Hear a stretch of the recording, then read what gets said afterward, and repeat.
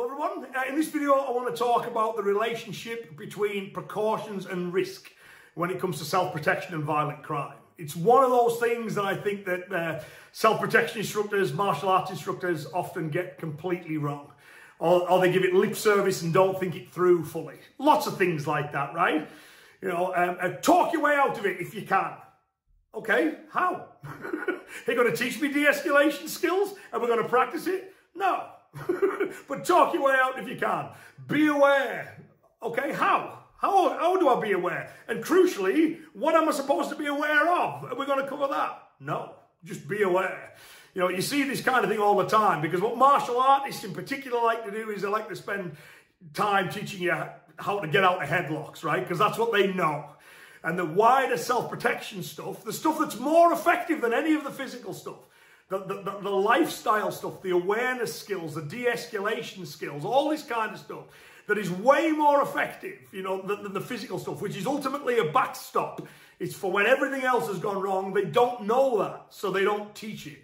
You know, they reinvent the problem. But if you are going to practice self-protection properly and you are going to teach it properly, these are things that you need to know about. These are things that you need to practice. So in this one, I want to talk about the relationship between risk and precautions. In particular, one of the big problems, a whole element of this, potentially damaging element of this, that I see overlooked. Okay, so I'm going to get out the charts and I'll get my marker pen and I'll be back in a moment and we can start discussing the relationship between precaution and risk. So we can express the relationship between risks and precautions as a graph. It's often the easiest way to communicate these ideas. So we've got standard graph, x-axis, y-axis along there. This here is the level of precaution, that there is the level of the risk, right? If we're somewhere there, that would be ideal, right? That the level of risk matches exactly the level of precaution.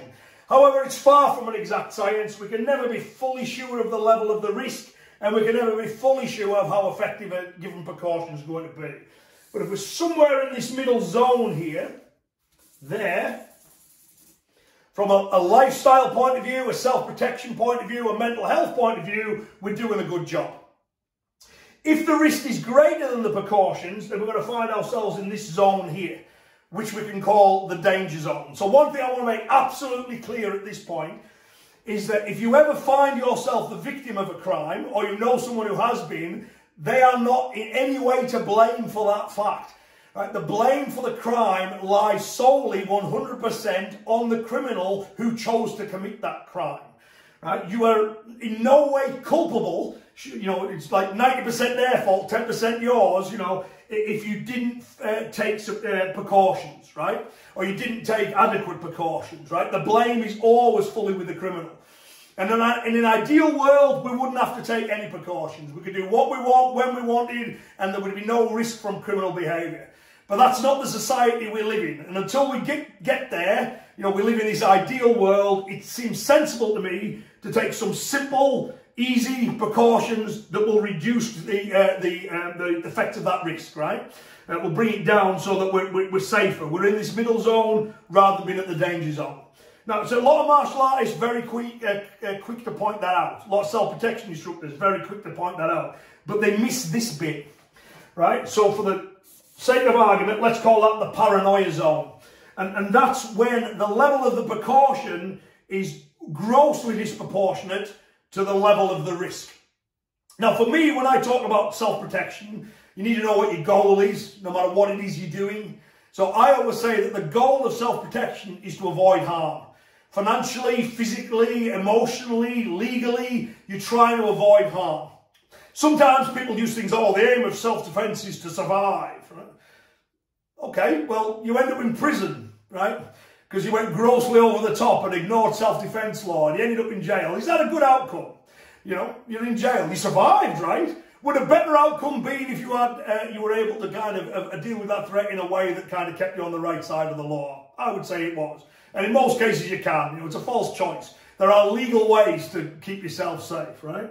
The other one, let's say you end up on life support, right? Well, he survived, right? But is that a good outcome? I would say not. So I always say the aim is to avoid harm. That's what we're trying to do. And the bit that people miss is that this paranoia zone is harmful in and of itself. Right? It prevents you from living your best life. People are, oh, you know, I daren't socialise because what if, or I daren't leave the house because of what if.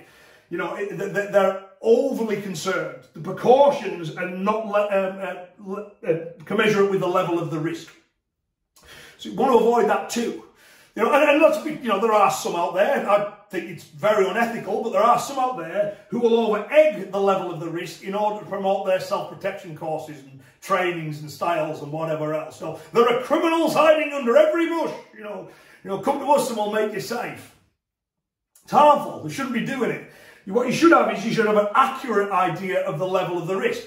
You can't get it off personal feelings or anecdotal or because you've read a couple of newspaper articles. You need data for that. So here in the United Kingdom, we have the Office of National Statistics, who are independent of government, who collect kind of all the statistics, the official statistics on this stuff. It's accessible to everybody. You can go and look it up and you can work out, you know, from where I live, the age I am, the sex I am, the income bracket I am, all that kind of stuff. You can work out, right, what crimes am I most likely to be at risk of? How great is that risk? And therefore, what precautions would be sensible? Don't want to go here because paranoia. Don't want to go here, potential danger, right? We want to ideally be somewhere on that middle line where we're living full, happy lives, right? But we're also not exposing ourselves to risk unnecessarily. There's that balance that we need to catch.